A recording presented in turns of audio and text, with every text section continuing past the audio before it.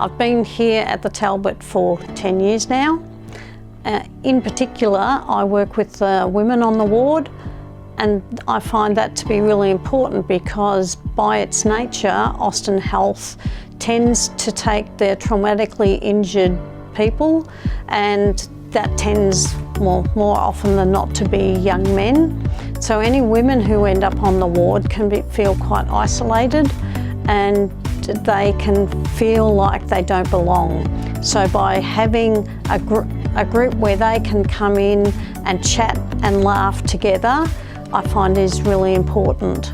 Talk about anything, just our lived experience of how we do different things, and if the girls wondering how they could go out and go to different restaurants, or how they, even things like get dressed or do catheters and things like that. Yeah, all kinds of, just we chat about everything. Women's group, I would like to say that it's been a really important part of rehabilitation for me. I've really enjoyed Lynne and Annie coming every week and appreciated their time. It's been very important speaking to people that have lived what we've lived through, and they've given a lot of insight. Nothing was too much to ask them. It was an open book, personal questions, even down to showing us their cards and how they transfer it in and out, which I just found really inspiring.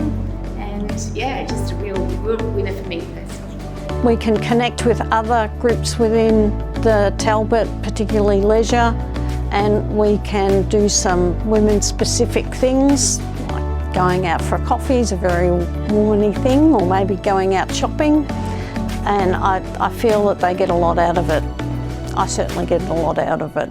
I get a lot of fun, and it's great to see people who've come into hospital thinking their world's ended, that by the time they go out they realise that their new life has only just started. Outings are a great opportunity for patients who are here doing rehab to get out in the real world and put skills that they learn in the therapy sessions into practice and into context. It's a great opportunity for them to build confidence and self-esteem, to interact with peers, mentors, to start thinking about the future. I try and bring in a variety of peers, particularly so we cover the different levels of injury, but also because we cover different age groups. Fortunately, I've found that most of the time the age groups don't matter. The women in particular like to talk about their bowel and bladder, something they wouldn't feel comfortable about when men are around, and we share stories of what happens if you have a bladder accident out in the community, or worse still, a bowel accident. We can laugh at some of the stories, or we can be quite serious. The types of skills that people get to experience are handling money, developing wheelchair skills on the footpaths, roads where there's slopes and it's not flat like it is in the rehab centre, how to get around in cafes and restaurants where it's small spaces and they need to navigate the chairs, and crowded areas where there's lots of people who might come in front of their wheelchairs. They get to experience using trains, buses, trams, all sorts of public transport, even ordering a taxi, how to order a taxi. Because there's so few women on the ward, they often form very strong bonds, many of which last for years.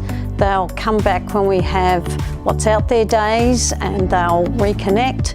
They might join a sporting team together. They might go out and have coffee, meet up once a month in each other's homes, which is it's a very important thing for them to be able to keep contact with someone else, so that they can discuss issues specific to their needs. That although family and friends try, they just never quite get it.